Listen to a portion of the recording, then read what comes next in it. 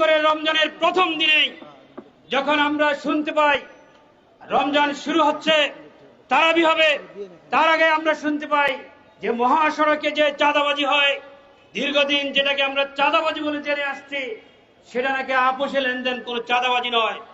বন্ধুরা আমার, আমরা তীব্র নিন্দা জানাচ্ছি এবং নবগঠিত সরকারকে জনগণের পাস বোঝার জন্য আহ্বান করছে। পাশাপাশি সমস্ত চ্যানেল সহ সর্বত্র যাতে করে রমজানের পবিত্রতা রক্ষার স্বার্থে অশ্লীলতা সেখানে নিয়ন্ত্রণ করা হয়, বেহায়াপনামূলক কোনো ছবি, কোনো বিজ্ঞাপন, কোনো কিছু যাতে চালনা করা না হয়। রমজানের এতটুকু পবিত্রতা আমরা আশা করতেই পারি, যেখানে বলা হয়েছে মহানবীর ন্যায় পরায়ণতার আলোকে দেশ চালাবেন।